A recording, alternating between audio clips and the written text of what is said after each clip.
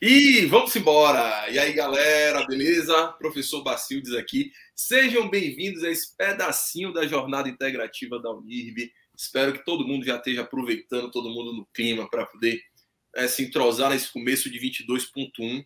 Louco do jeito que tá, Covid voltando, acabando com tudo, né? Não, Pro? Trago aqui comigo professora Niessa Pereira, minha grande amiga, convidada hoje para a gente conversar um pouquinho. Palmas para a professora Niessa. Bata palmas para si, professor, que só tem nós dois. A gente bate palma. Seja bem-vinda, Pro, minha grande amiga, minha colega, já foi minha aluna, e a gente continua assim, sempre trabalhando juntos, com admiração enorme pelo seu trabalho. A professora Niessa vem hoje falar um pouquinho para a gente de feminismo e consequências criminológicas, ou feminismo na esfera criminológica, como queira, e por aí vai. Professora, seja bem-vinda ao nosso bate-papo hoje aqui. Obrigada, professor Bacildes. Dizer olá para todos os alunos aí da Unirb, minha casa, né? Sou ex-aluna, você bem ressaltou. Fui sua aluna, né? Mas, enfim, né? Sobrevivi. E se eu sobrevivi, vocês, jovens padawans, vão sobreviver também. Jovens padawans, verdade, aí. Vai sacar um sabre claro, de luz. Referência nerd, geek aqui. Que aqui não vai faltar, inclusive, cadê a caneca, deixa eu ver, de Hogwarts? Oh, beleza, ser nerd é outra coisa. Ufa, quem for da minha casa aí, viu? Estamos juntos. Vem cá, deixa eu lhe dizer uma coisa, você tá fora do alinhamento, só tô vendo metade do seu rosto aí no negócio, você tá vendo metade do meu também? Voltou aí, agora? Agora tá, tem que chegar para esse lado aí. Eu não sou muito adepta da tecnologia não, tá? Eu já vou avisando. Sou velha para essas coisas. Você é velho o quê, rapaz? Não é do meu tempo isso aqui, não. Estamos Tô aprendendo agora. Este é o nosso tempo. Falar agora com a doutora professora Renata, que entrou na Unirb já mudando muita coisa, já entusiasta da tecnologia. A gente teve uma live, né, com os professores e tal, com a superintendente nova que chegou, e ela justamente conversando, né, nosso tempo é esse agora. Então, gente velha como a gente, tem que fingir que é novo, agora tem que dizer que está em casa. Mas eu também não sou, não. É por isso, galera, que a gente adotou esse formato aqui de conversa de boa. Não vai ter negócio de palestra decorou um tema, bora conversar sobre o tema. Aí vai começar a ler. Não existe isso aqui. A gente vai falar sobre uma coisa que é muito cara para nós. A professora Niessa já tem uma carreira, um chão nisso aí, já é, né, a bad girl aqui do feminismo na nossa cidade, na nossa região, atuante mesmo. É muito importante a gente falar sobre isso. A gente insiste, né? Você lembra do tempo da Unirb? A gente já fazia, você era aluna, já fazia alguns eventos e tal, para poder chamar a galera, conscientizar. Isso é muito bom. Professora Niessa, que é advogada, ela é professora, ela é consultora jurídica do projeto Por Elas. A gente vai falar desse movimento lindão aqui na estante. Beleza, galera? Ela é advogada, graduada em Direito, lógico, né? Advogada sem ser graduada em Direito, tá ótimo, não pode mais.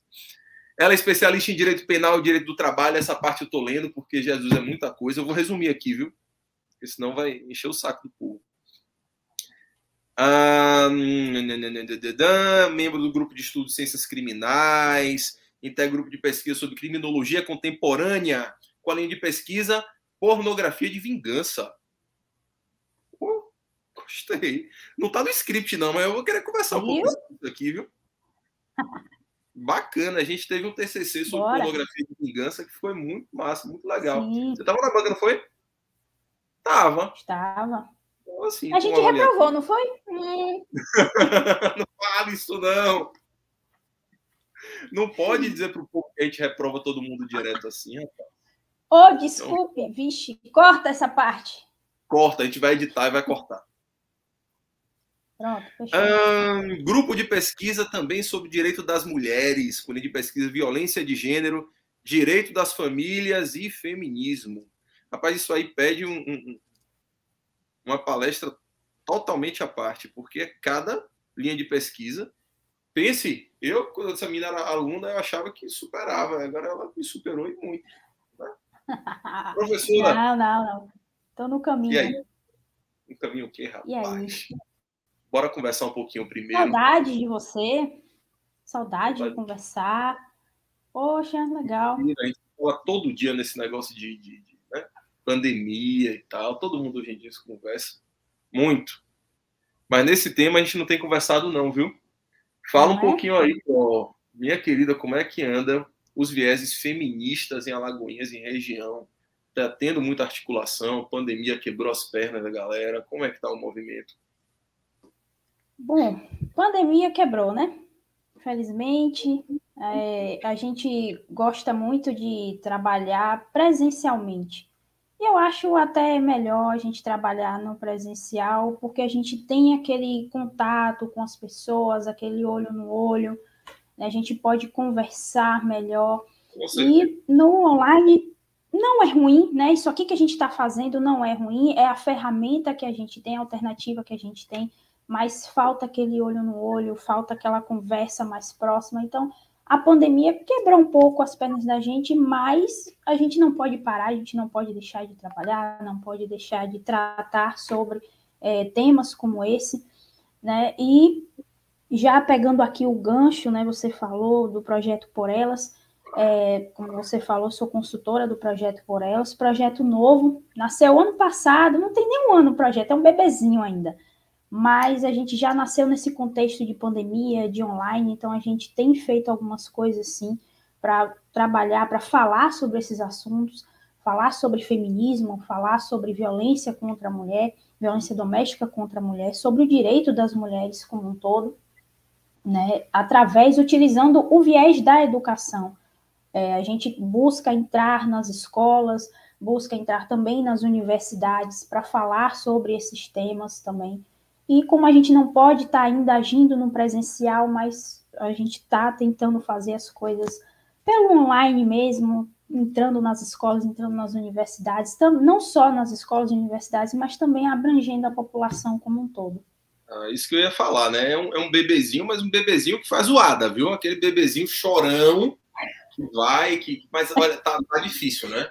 Sendo É bem verdade. sincero aqui, para poder entrar nas escolas, porque por elas, pelo que eu participo do projeto e vejo, a ideia é bem essa como você falou, né? É educação pela educação, a transformação pela educação. É conscientização. Né? A primeira coisa é a gente identificar uma situação de vulnerabilidade, de vulneração, e dizer para a vítima, olha, você é vítima. Eu acho que esse é o primeiro passo, ou estou errado? Não, é esse passo aí mesmo, porque a gente tem um problema quando a gente fala de violência de gênero, né? Não só, porque quando a gente fala de violência doméstica e familiar contra a mulher, ela é uma espécie de violência de gênero. E violência de gênero engloba a pornografia de vingança, engloba a violência doméstica e familiar contra a mulher, envolve feminicídio, estupro, enfim. Então, quando a gente fala de violência de gênero, a gente tem um primeiro problema que muitas vezes a vítima ela não se reconhece como vítima de uma violência de gênero. Principalmente, isso é muito visível na violência doméstica e familiar contra a mulher. Às vezes a mulher sofre ali anos e anos dentro daquele contexto de violência, mas ela não se entende como vítima, porque ela acredita que aquilo é normal, que está tudo bem, que é assim mesmo. Então, o primeiro passo da gente é conscientizar essa vítima através da educação, levando o conhecimento para essa vítima, mas não conhecimento técnico, né, que a gente vê na faculdade, aqueles termos técnicos sobre feminismo. Quando a gente vai estudar feminismo, a gente vê que o feminismo tem vários ramos. Tem o feminismo negro, o feminismo anarquista, tem o feminismo queer. E não tem como você falar sobre esses termos utilizando uma linguagem mais técnica com essa vítima. Então, você tem que buscar falar com uma fala mais condizente com a situação a qual ela está vivendo também. Pensar na condição dessa mulher, condição socioeconômica, onde ela vive, como que ela vive, qual o grau de instrução que essa mulher tem. Então, a gente busca levar esse conhecimento principalmente para as vítimas e para os agressores também, né? A gente também tem que conscientizar o homem também, não é o homem agressor, e também os homens que não são agressores, mas que podem ajudar as mulheres na luta, no combate a violência doméstica e familiar contra a mulher e a violência de gênero também. Verdade, verdade. O papel do agressor, da figura do agressor é primordial também nesse processo. Eu tenho contato com vários homens que realmente eles internalizam isso. Nós, né? Nós. Eu vou falar do negócio aqui chamado, galera, lugar de fala. Lugar de fala eu não tenho para falar sobre feminismo, porque eu não sou mulher, não me considero mulher, né? E ao contrário, eu faço a figura do agressor. E isso todos os homens têm que, ao passo que toda mulher vítima dessa violência tem que se entender realmente como vítima, entender que aquilo não é culpa dela, entender que aquela situação não é normal. O homem tem que entender que hoje a cultura dominante é machista, né? Não adianta eu chegar e dizer, olha, eu não sou machista, eu tento não ser. Mas o principal fator para você conseguir erradicar essa praga é você se conscientizar que machismo é cultural, né? Aquela coisa de, o menino vai usar azul, isso aqui não é azul, isso aqui é lilás.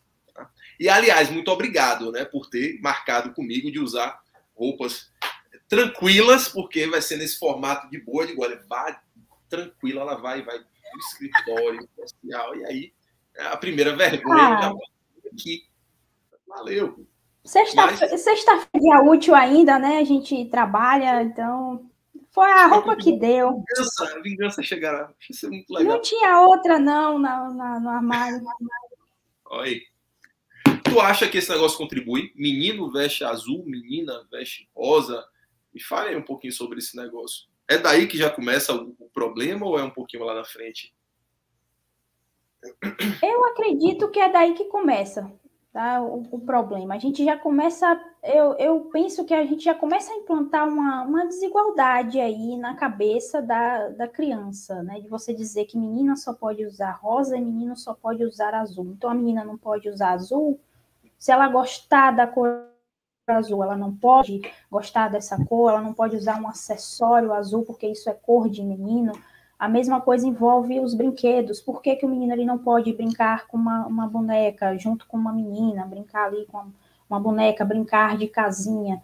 Né? Por que a menina não pode brincar de carrinho também? Né?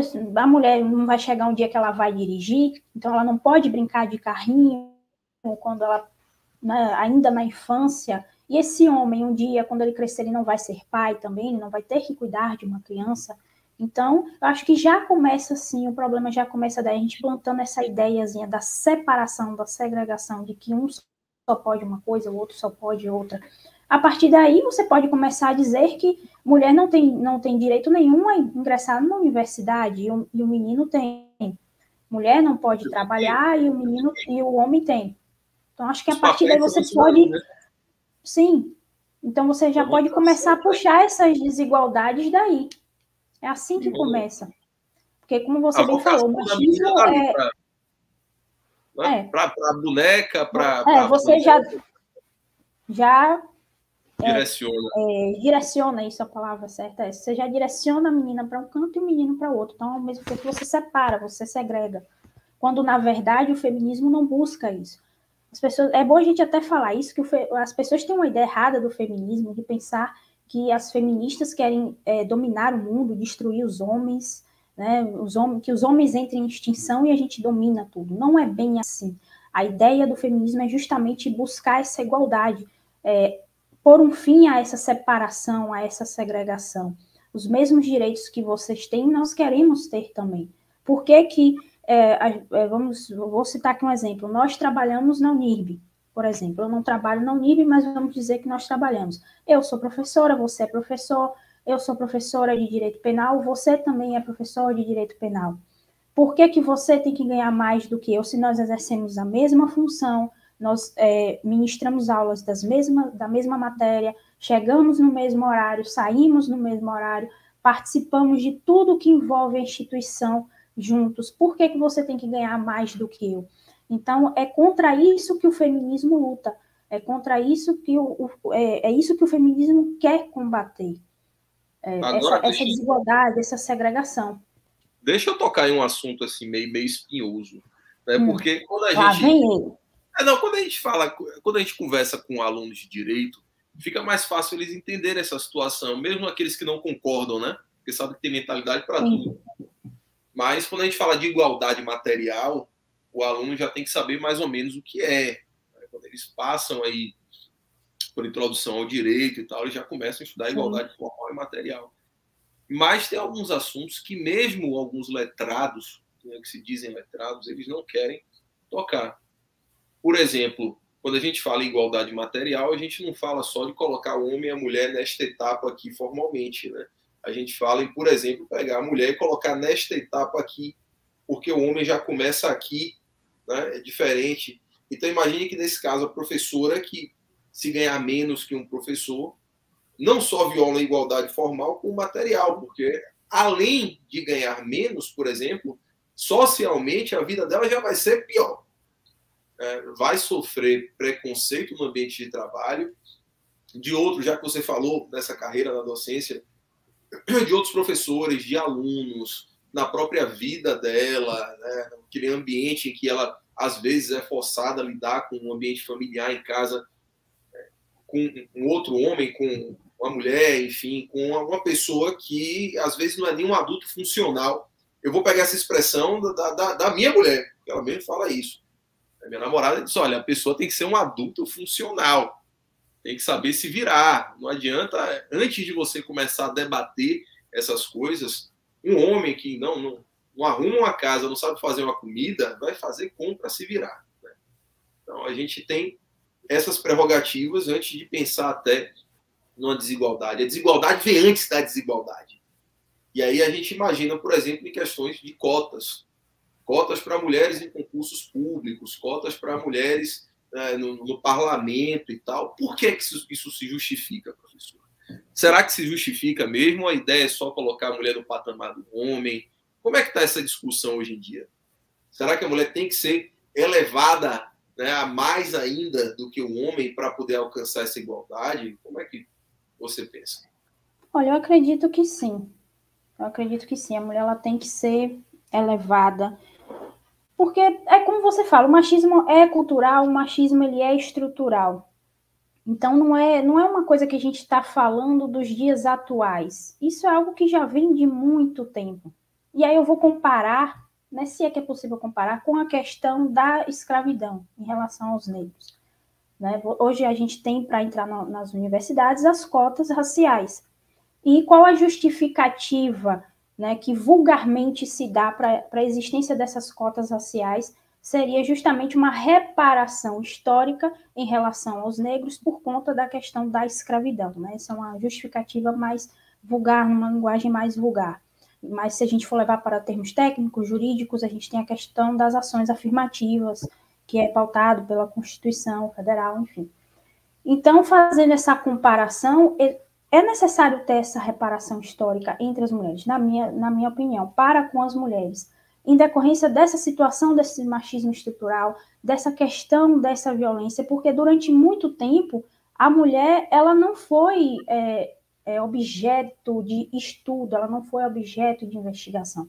A ela sempre foi relegado um lugar como um zero à esquerda, né? Simone de Beauvoir fala, ela tem um livro, O Segundo Sexo. A mulher sempre foi tratada como um segundo sexo, como ela sempre foi colocada sempre atrás do homem, né? Por isso que eu tenho uma aversão àquela frase que fala assim, que atrás de um grande homem existe uma grande mulher. Eu costumo dizer, eu tenho uma aversão, eu tenho um ranço dessa frase, não é atrás, é do lado. Só que a gente ainda não está do lado. A gente ainda, infelizmente, está alguns passos atrás. Então, eu acredito que é necessário, sim, essa exaltação da mulher, a busca pelos direitos das mulheres. Então, a Lei Maria da Penha, sim, é válida, e ela já foi questionada até em sede de ADIM, né, de ação direta de inconstitucionalidade. Alegaram que a Lei Maria da Penha é inconstitucional. E, na verdade, não é. É também uma reparação histórica, porque se a gente for puxar a história de violência que a mulher sofreu, então a gente tem que pensar que sim, a mulher ela tem que ser exaltada e ela ainda não chegou do lado, ela ainda está uns passos atrás. O que foi arguído foi que violava a igualdade, né? A igualdade, a isonomia. Justamente.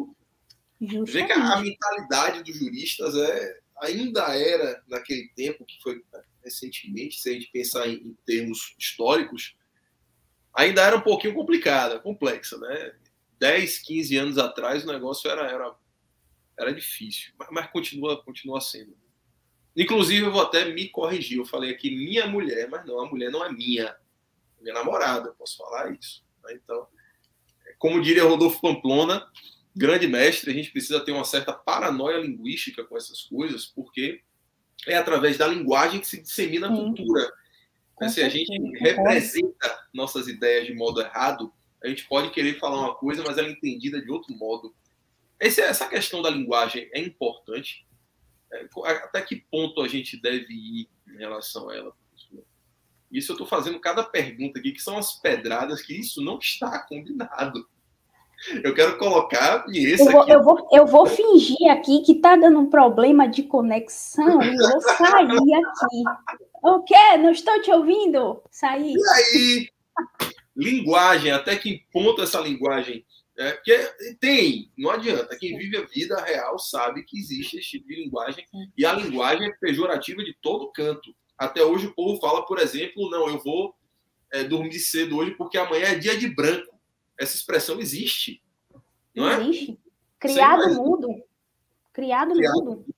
É uma expressão racista. Com as mulheres isso acontece muito. Em questão de linguagem, eu estou indo para... É fácil a gente falar de violência física, porque a gente sabe o que é violência física. Sim. É fácil até a gente falar sobre a recentemente legislada violência psicológica. Agora a gente fala de violência cultural. Cara, todo mundo, inclusive a senhora, na época do TCC, quando vem falar de violência doméstica, vem falar de violência física, violência patrimonial, violência tal. Quando eu falo de violência cultural ou simbólica, aí já são outros 500 que fazem a gente pensar. E minha pergunta para você é: até quando, até onde a linguagem realmente influencia nisso? Eu acredito que a linguagem influencia, sim, e muito. Tá? A linguagem, é a partir da linguagem que a gente começa a expressar, que a gente expressa, né, o que a gente está pensando. Então, é necessário também haver essa mudança na linguagem. Claro que não vai ser uma mudança da noite para o dia, né? Isso leva um tempinho, mas é importante a gente se ater. É o que Pamplona falou, você bem citou ele. A gente tem que ter essa paranoia mesmo com o que a gente fala, com a questão da linguagem, porque é a partir daí também que a gente vai ensinando as novas gerações, a gente vai disseminando algumas sementinhas, né? A gente vai colocando, implantando algumas ideias na cabeça das pessoas. Então, tem muitas falas, muitas piadas, comentários machistas, que é importante a gente mudar, e que algumas frases, alguns comentários até legitimam a questão da violência contra a mulher. Então, é importante a gente pensar, ter esse cuidado com a linguagem. É verdade, você falou legitimam, né? A gente, quando fala de legitimidade, a gente tem alguns padrões, a democracia, a ética e tal, mas a maior legitimidade que se tem é o seguinte: não, todo mundo sempre falou, então é verdade, né? É a legitimidade do senso comum, não é o bom senso, né? O Boaventura de Souza Santos, ele dizia que o objetivo de toda a ciência é se tornar senso comum. O que é senso comum, por exemplo, para a galera que está assistindo aí? Tomar banho faz bem. Isso, bicho, até virar senso comum, que é aquele conhecimento que está na mente de todo mundo, sem você precisar pensar, demorou. Séculos atrás, tomar banho fazia mal. Tomar banho era uma coisa ruim, para desgastar a pele e tal, não sei o quê. Você fala de tomar banho, mas eu lembrei aqui até dos remédios caseiros, os chás que a gente toma, né? Durante anos a gente vem tomando aqueles chás, um monte de planta aí, que eu não sei de que saiu, uns nomes esquisitos de planta. E aí vem o cientista e diz que aquele chá ele não é bom para a saúde. Cara, daqui para que a gente pare de tomar esse chá, porque o cientista disse que não é bom para a saúde, vai demorar. Então, Mas para. Um dia, depois que acontece um dia para. Graça por aí. Depois que passa mal, passa horas no banheiro, Aí para de tomar o Todo chá. mundo passa mal, passa horas no banheiro, gerações depois, esse conhecimento científico vira senso comum. E o senso comum é muito perigoso também, porque no Brasil é senso comum que a mulher tem que ficar esquentando a barriga no fogão. É senso comum que o homem tem que ficar, ó, não bate prego na barra de sabão de casa. Mulher no volante, perigo constante. Nossa! Brasil. Essa é outra que eu tenho ranço. A culpa do acidente não é da mulher, é do homem que deixa a mulher dirigir. Bicho, você ouvir essas coisas é muito, muito complicado. Mas tá cheio desses trejeitos, né? Linguagem é terrível. Linguagem vira realmente senso comum, e senso comum quem tem que se livrar. Tem até uma música, não é do meu tempo, com certeza é do seu, porque eu não sou velha a esse nível, mas tinha uma música que cantava assim, dói um tapinha, não dói. Um tapinha não dá, mas tá muito pior. Tá muito pior, tá muito pior. Então, esse é um exemplo que legitima, de linguagem que legitima a violência. Eu acho que tapinha não dói já caiu no domínio público, né? Tem uns 20 anos, né? Porque... Mas tem outros aí que a gente não pode citar, mas tô com saudade de não sei o quê, não sei o quê, e chamar de safada, né? É tapão não sei aonde e tal, e esse tipo de violência é culturalmente legítimo. Tem uma que rola muito no TikTok, eu não uso o TikTok, tá? Mas eu gosto de ver os memes. Eu não sei nem como é que usa aquilo, mas ok. Sim, é uma música que diz mais ou menos assim, tacaram balinha no meu copo. Eu não sei, primeiro que eu não sei cantar, mas tem uma música no TikTok que canta mais ou menos assim, botaram balinha no meu copo, tacaram balinha no meu copo.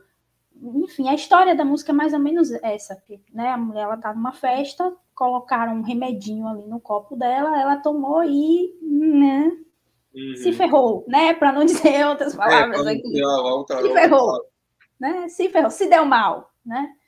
Então, veja só, né? Que música. E isso viralizou no TikTok, a gente fazendo aquelas trends, né? No TikTok com uma música dessa. Uma música que legitima a violência.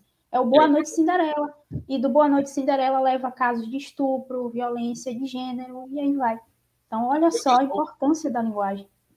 O pessoal pensa que, não, isso é besteira, isso é bobagem. Ninguém vai ouvir isso e vai sair estuprando mulher. Não vai mesmo, tá? Mas hoje o seu filho ouvindo isso vai internalizando uma cultura de que isso é normal, que isso não é um pecado tão grave. Né? Isso a gente tem que combater e eu acho que isso diz muito com o movimento feminista. Mas vamos falar um pouquinho sobre as repercussões na esfera criminológica.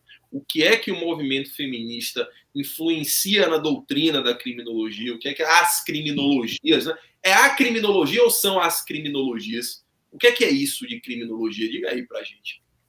Mas, primeiro de tudo, a gente tem que entender uma coisa. E aí eu já me direciono aqui para os alunos da Unirb que estão chegando agora. A gente tem uma ideia errada, quando a gente vai entrar na faculdade, de que a gente vai estudar aquele direito penal que é só o Código Penal, né? Só aqueles artigos, parágrafos, alíneas, que a gente só vai estudar só aquilo. E não é isso. Estudar direito penal, se você for pensando nisso, você já vai estudar errado. Porque quando você estuda direito penal, você também tem que estudar a criminologia, você tem que estudar também política criminal. São os 3 ramos da ciência penal, né? O direito penal, que são aquelas normas positivadas, a política criminal e a criminologia. A criminologia é a ciência que vem para estudar justamente o criminoso, a vítima, entender por que existe crime, estudar o homem delinquente, estudar também a mulher delinquente, a vítima também no processo penal e no direito penal, e a criminologia, ela ajuda a criar uma política criminal adequada para aquela sociedade. Né? No caso, no nosso caso aqui, criar uma política criminal que seja adequada para a situação do Brasil, que tem casos aí de tráfico de drogas, enfim, então, de violência contra a mulher, números altos. Pensar só em direito penal como a legislação, esqueça. Tem que estudar esses 3 ramos em conexão. E o feminismo, quando a gente fala de feminismo e criminologia, a gente pensa em dois vieses. O primeiro viés, a mulher como autora de crimes. E aí a gente já remonta ao sistema prisional feminino. E a gente pensa também na mulher como vítima. E aí a gente já entra em um braço da criminologia, que é a vitimologia. A gente estudar essa mulher como vítima de crimes, crimes de gênero, violência de gênero, e nos demais crimes também, que não são, né, propriamente dito crimes de gênero. Então a gente estuda essa mulher como vítima dentro desses crimes também, à luz da criminologia. Não, peraí. Gênero. O que é gênero? E o que é sexo? O que é sexualidades? Uma necessidade muito grande de conversar sobre isso. Eu vou lhe parar agora que você falou, porque muitas pessoas não sabem a diferença entre sexo, gênero e sexualidade, né? Identidade de gênero, orientação sexual e sexo. Qual a diferença entre esses três, minha cara doutora? Niessa Pereira, que você que, né, está adiantando o vídeo aí, ou colocou no vezes 2, nós estamos ouvindo a doutora Niessa Pereira num bate-bola bacana aqui, falando sobre feminismo, falando sobre criminologia, agora entrando nessa etapa. Diga aí, doutora. Bom, primeiro, sexo a gente leva em consideração, leva em conta o biológico. Então, quando a gente fala de sexo, a gente fala de masculino e feminino. Quando a gente fala de gênero, a gente leva em consideração a forma como a pessoa se enxerga. Se ela se enxerga como homem ou se ela se enxerga como mulher. Né? A forma como ela se sente, a forma como ela se interpreta.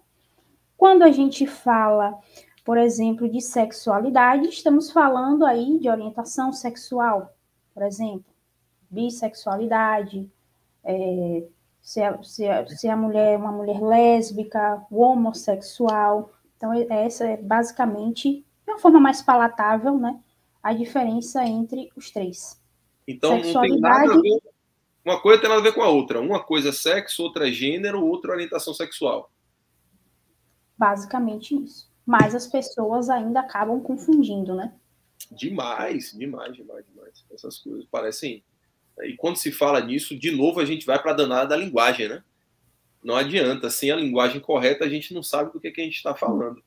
E eu, obviamente, logicamente, te interrompi quando você estava começando a falar de feminismo e criminologia. Pode continuar, finge que eu não estou aqui. Caso é surdo. Eu interrompo, largo a pegada.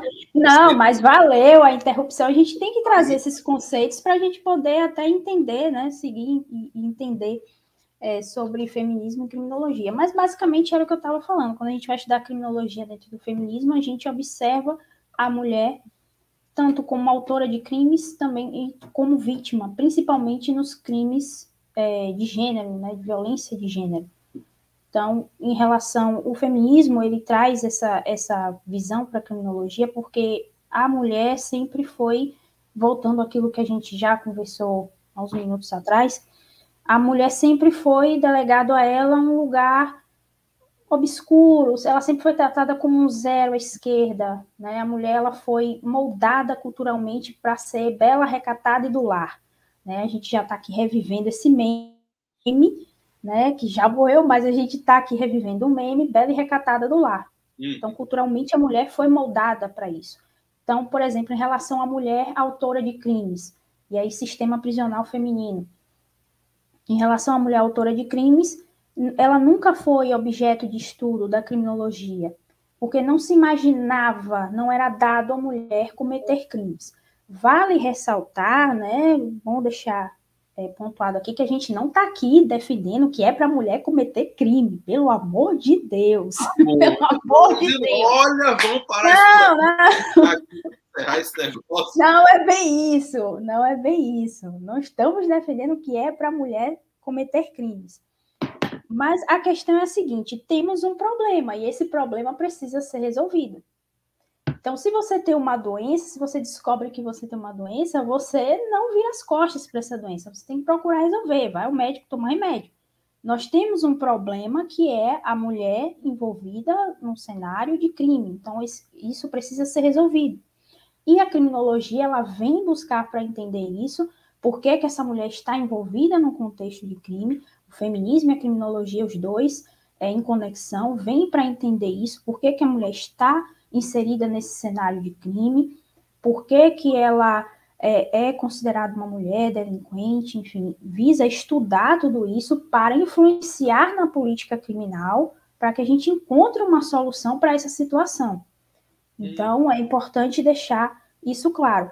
Então, a mulher sempre foi delegada esse lugar de zero à esquerda, não vamos observar, não vamos estudar, não vamos investigar a mulher como delinquente, porque a função dela é justamente ser bela, recatada e do lar. Somente o homem, a gente só vai se preocupar somente com o homem delinquente, porque então, ele assume essa posição. Oi? Isso foi um viés criminológico no passado. A criminologia não considerava a mulher como Sim, não potencial ofensora, ou nada, sujeito ativo de crime. Era só o homem. E por que isso? Porque era o homem que saía de casa para ir trabalhar. Então, ele tinha contato com o mundo externo. Então, ele estava exposto aos riscos. E a mulher, como era para estar só dentro de casa, ela não está exposta a nada. Então, não tem por que ela ser considerada uma criminosa. Então, por que a gente vai estudar? Só que esse é um pensamento retrógrado. Porque a gente tem que pensar o seguinte, sempre existiu mãe solteira. Sempre existiu aquela mãe que, tudo bem, tinha lá a sua família, tinha o seu marido, mas por causa de uma doença, esse marido morreu. Ou ele foi para a guerra e morreu na guerra. Quem vai sustentar essa família? Então, a mulher passou a sair de casa, passou a ter contato com o mundo externo, passou também a ser exposta a esses riscos. Então, logicamente, por esse pensamento, né, que a criminologia tinha, a mulher poderia, sim, se tornar criminosa, poderia se tornar uma delinquente. Então, por que não estudar essa mulher?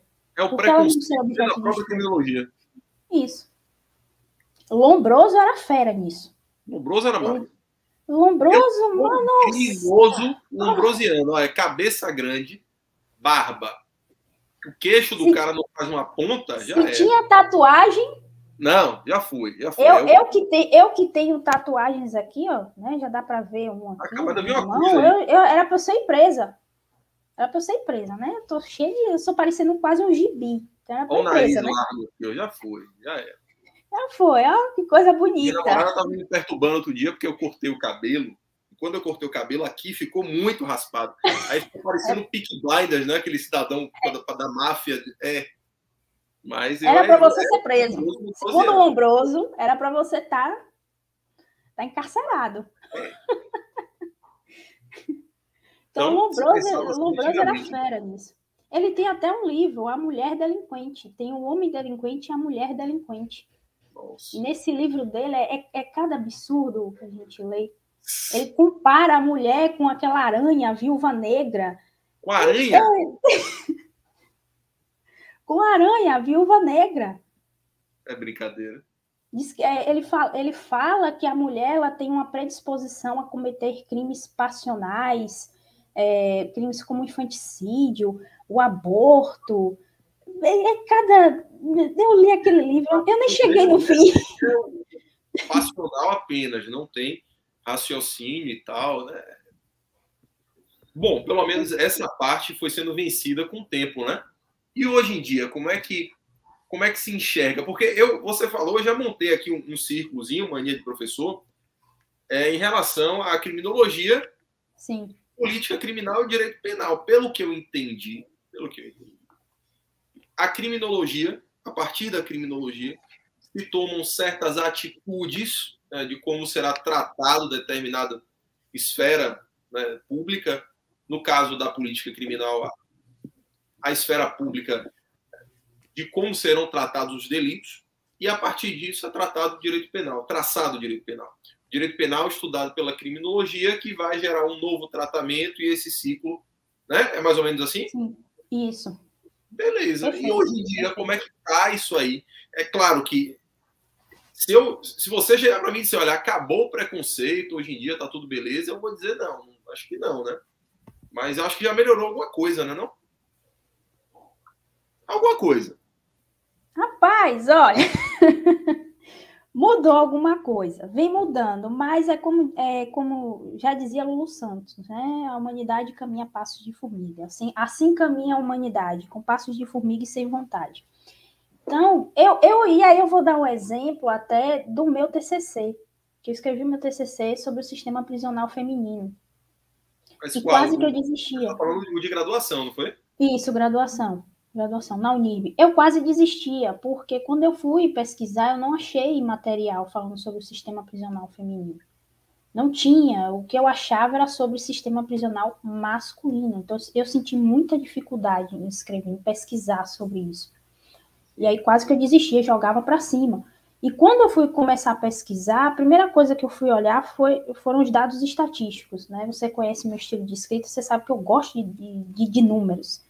Sou de humanas, mas eu gosto de... Estatística, se não tiver 1% assim... Não, para mim tá errado. Eu nem corrijo. Aviso aí aos navegantes aí, TCC, alunos de TCC, nem corrijo. Mas eles sabem. A gente tenta quebrar com as tradições. Tem o pessoal antigamente de direito, era só vamos utilizar o método hipotético dedutivo apenas e vai ser texto em cima de texto. Não façam isso. Aborrecer o leitor para ele enquanto ele não desistir de ler, não presta. Não desistir de ler. Vencer pelo cansaço, né, os professores. Mas graças a Deus, não. Melhor. Sim, aí você não encontrou muito número sobre isso, né? Não, encontrei um que me chamou a atenção, que na época o Brasil era o 5º maior país que encarcerava mulheres no mundo. Isso eu comecei a pesquisar. Até agora não, né? Isso eu comecei a pesquisar no 8º semestre. E era só pesquisa. E aí, menos de um ano depois, eu fui começar a escrever, o Brasil já tinha pulado para 4º. Nossa. E aí você pensa que... Aí foi essa minha reação. Nossa! Aí eu falei, poxa, eu vou achar material para escrever, né? Porque isso tinha que ser falado, isso tinha que ser escrito. O fato desse não, é tão eu não achei. Ser falado chega a ser contrassenso, né? É um absurdo. Eu falei, poxa, eu vou achar material. Fui com sorridente e não achei material. Eu falei, meu Deus, por que isso? Aí eu fui investigar o porquê disso. E aí foi o que não me fez desistir dessa pesquisa. E aí, quando eu fui pesquisar, foi aí que eu fui descobrir tudo isso aí que eu falei, da questão da criminologia. E você veja que hoje ainda, em pleno século XXI, ainda há resquícios, ainda há indícios desse preconceito em relação à mulher no sistema prisional. E aí isso impacta na pesquisa, na extensão, as pessoas não escreve, a gente não tem obras, não tem livros, não tem artigos, é difícil de achar coisas relacionadas a esse tema. E aí eu comecei a pesquisar e comecei a me debruçar. Então, né, veja só, em pleno século XXI, ainda tem gente que pensa que nem Lombroso, né? Que nem aqueles criminólogos lá da criminologia positiva, então criminologia clássica, e aí vai. Então, chega a ser absurdo. Dizem que se você der um Ctrl F na LEP e colocar gênero, você não encontra isso. Não encontra. Eu vou testar isso agora. Peraí. Eu vou abrir, não. Você acha falando sobre sexo, mas gênero não. Agora, não, eu vou fazer isso ao vivo, porque se tiver errado, eu passo logo essa vergonha. Vamos lá. Gênero. 0 correspondências. Desafio você agora, que está vendo aqui o nosso projeto de podcast bacaninha com a doutora Niessa Pereira, a chegar... Vai ganhar o prêmio se achar. Digita aí Lei 7.210 e coloca um Ctrl F, digita gênero, que eu vou colocar com acento, sem acento, e a gente não acha nenhuma correspondência para a palavra gênero.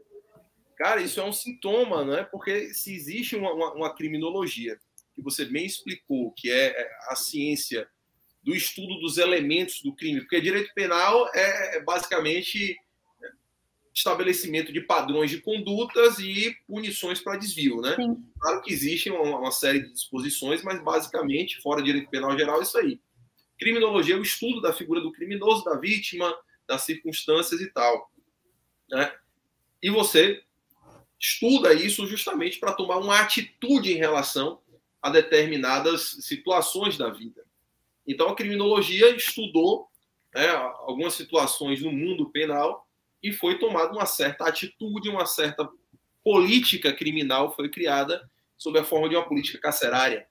Essa política carcerária tem uma representação maior na lei de execuções penais, que eu literalmente vi agora que não tem a palavra gênero. Quem me falou isso, eu preciso lembrar quem foi. Fui eu.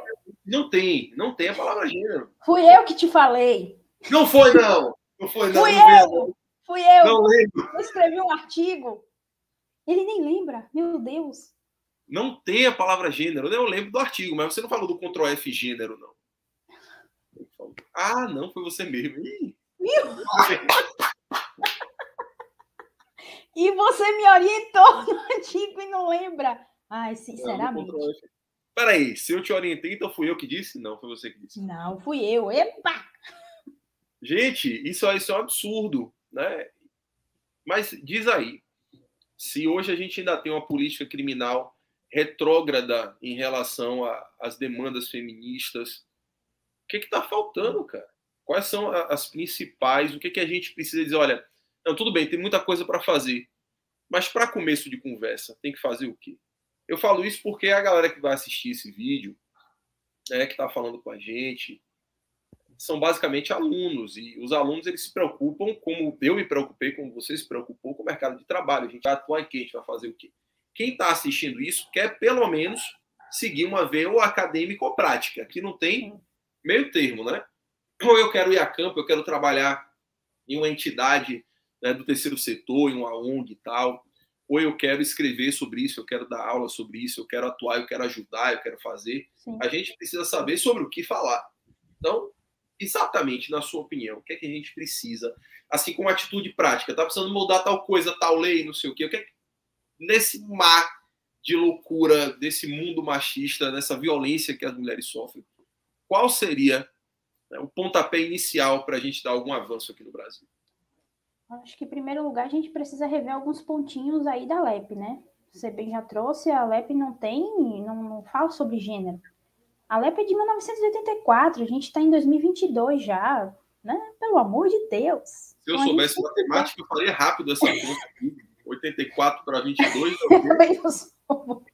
Peraí. Eu nasci em 87, eu tenho 35, menos 3, 32 anos. 32 anos de LEP. 32, muita coisa. 32 anos, então a gente precisa atualizar a LEP. Acho que seria um bom começo. Mas por que não atualiza? O que está acontecendo com o nosso país, com o nosso parlamento, que não atualiza? Por quê? Será que não tem interesse? Está sendo bem claro aqui. Será que não tem interesse? Porque... Eu acho que é por aí, viu? Falta de interesse. A preocupação deles é outra. Ninguém se preocupa com o sistema prisional. E feminino, principalmente, né? Se você olhar para o Congresso Nacional, pergunta quantas mulheres tem lá em relação aos homens, né? Você está indo lá no Congresso Nacional, você está indo longe, você está em Brasília, eu vou aqui na minha cidade, Catu, só tem uma mulher vereadora. Que bancada feminina que a gente... Uma só. Uma mulher? Uma mulher. A bancada feminina... A bancada feminina é ela. É ela. É ela por ela mesma. Então, como é que você vai brigar? Como é que você tem voz? Né? E outra, né? Então, a questão é a voz contra uma maré, e uma maré de homens que nem sabe das problemáticas. Isso é complicado. Eu conheço vereadores daqui, do município, eu estou falando de Alagoinhas agora, exatamente, e da região, homens que realmente não são fechados a isso, mas eles realmente desconhecem essa problemática como ela é. Então, realmente, para a gente chegar em um nível de... Por isso que eu também defendo a pesquisa, porque a partir daí a gente consegue mover muita coisa. A gente pesquisando, a gente sabendo, a gente tendo contato com esses dados, a gente consegue chamar atenção. Então, quando a gente consegue publicar alguma coisa, já é. E a pesquisa acadêmica nessa área de feminismo, de criminologia, precisa de mais mulheres investigando e escrevendo sobre isso. Exatamente. Livros. A gente precisa. E você quer ver uma razão prática para isso? Quantos e quantos vereadores não estudaram da própria UNIRB? né? E Alagoinhas é cheio, né? Cheio. Então, quantas pessoas saem, homens e mulheres, que vão ocupar esses espaços? É claro que não é a regra, né? Principalmente nos interiores, as pessoas, por uma questão democrática, claro, ninguém precisa ser técnico em direito, ninguém precisa ser analista e tal para poder entrar, ingressar num cargo político, mas muitos fazem isso.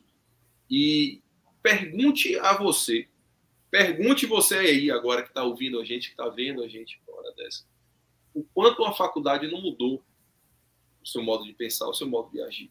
Né?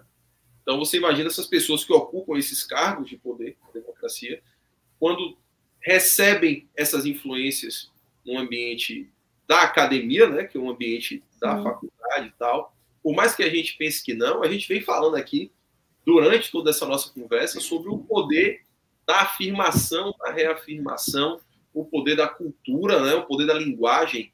Se isso passa por sua cabeça várias vezes durante muitos anos, isso areja. E eu acho que esse 1% acaba fazendo a diferença, né, não, Pro? Com certeza, com certeza. Faz a diferença. Como eu falei, através da pesquisa a gente junta dados e divulga isso. A gente precisa chamar atenção para essas coisas. E a universidade, a faculdade, tem um papel importante nisso, de incentivar os alunos à pesquisa e à extensão.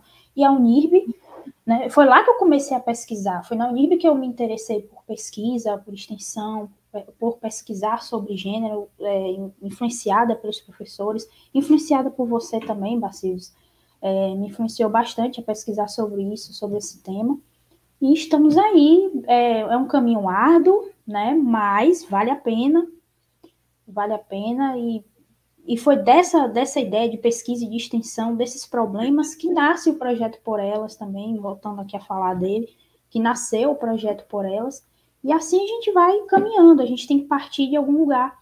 A mudança tem que começar, a gente não pode esperar somente a mudança legislativa, eu não posso esperar que a LEP seja atualizada para que eu comece a trabalhar, para que eu comece a fazer, para que as coisas comecem a mudar.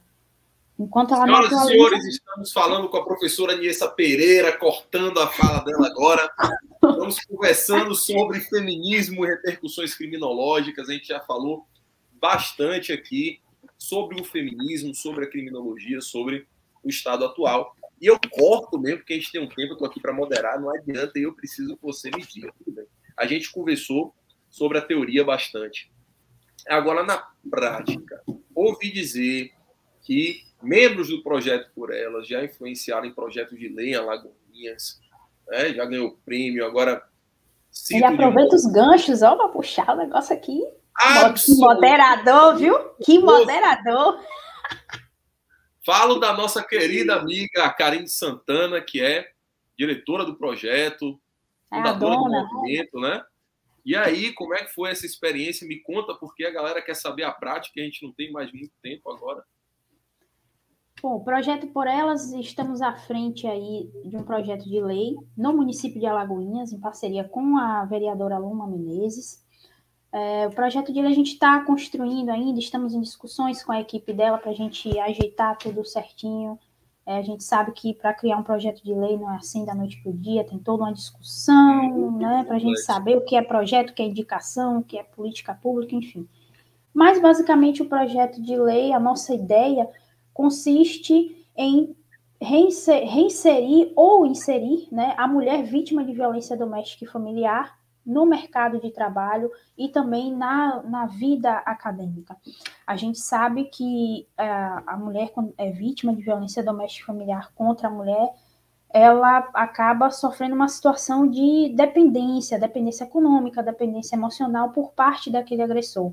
E Sim. Quando a violência, o ciclo da violência, ele tem um fim, muitas vezes essa mulher não sabe como recomeçar, para onde vai, o que faz, né? Então, a gente, através desse projeto de lei, em parceria com empresas, comércio da cidade de Alagoinhas e com escolas, cursos técnicos e também universidades da cidade de Alagoinhas, a gente quer oferecer para essa mulher vítima justamente essa oportunidade, para muitas, né, a primeira oportunidade, e para outras retornar ao mercado de trabalho, retornar aos estudos e fazer ela entender que ela é empoderada, que ela não se resume a essa situação que aconteceu com ela, de violência, e que ela pode sim ter confiança, segurança nela própria, que existe vida após esse ciclo da violência, que ela pode retomar as rédeas da sua vida e seguir em frente. É um projeto de lei que visa empoderar essas mulheres.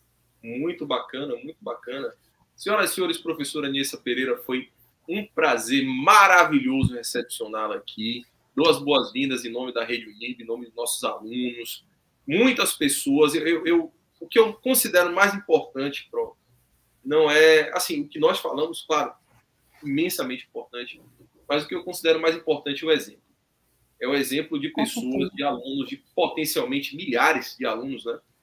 Que a rede tem hoje 29, 30 instituições, estou perdendo a conta, no Nordeste inteiro, e tem muitos alunos que, assim, cada qual tem a sua dificuldade na vida, cada qual tem, né, as suas vivências, cada qual vivencia o nível superior de um jeito, mas o exemplo de como as pessoas podem, ainda na faculdade, já agir por aquilo que elas, né, se identificam, levantar suas bandeiras, por onde elas podem começar, isso para mim é bacana demais, e o seu exemplo, enquanto uma ex-aluna, que já superou muito, muito, muito, né, os mestres que estão aí, que são maravilhosos, mas, né, o objetivo da gente é que vocês saiam, sejam mais e sempre, né, e já conseguiu construir o seu caminho como advogada, como professora, sempre na sua linha de pesquisa, porque é aquilo que você acredita, já se envolveu em um movimento social, em um grupo social, né, uma ação social muito bacana, e que, assim, não é extremamente custosa do ponto de vista financeiro, porque você consegue fazer isso atuando, né, nas escolas com boa vontade e tal.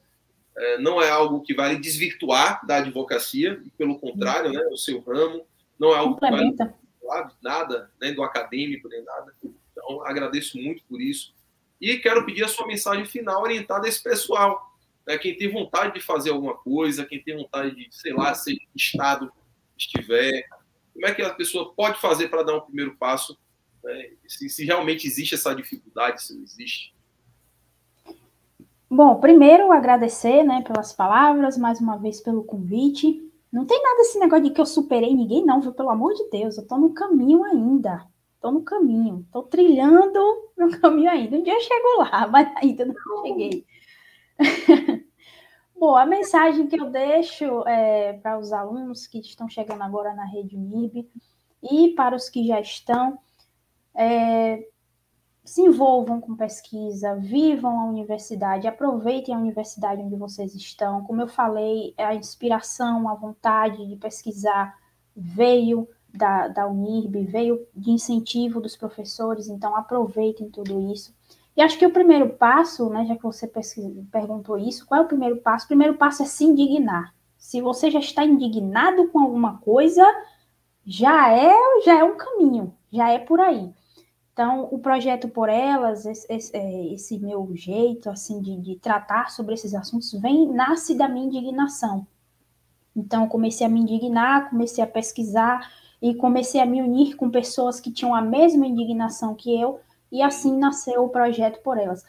Não é um caminho fácil, é difícil, a gente passa cada perrengue, é muito café que a gente toma, zero vida social, vale ressaltar, pois é, aqui também, zero vida social, mas a gente vai conquistando algumas coisas, a gente vai conseguindo fazer a diferença e ajudando pessoas, o projeto Por Elas já ajudou algumas pessoas, a gente tem recebido um retorno muito bacana, de várias partes do Brasil, até através das redes sociais da gente, então a gente tem recebido um retorno bem bacana, então vale a pena. Então o primeiro passo é esse, se indigne com alguma coisa. Se indignou, começou a pesquisar, começou a ler, se junta com a turma que tem a mesma indignação que você, e aí os trabalhos começam.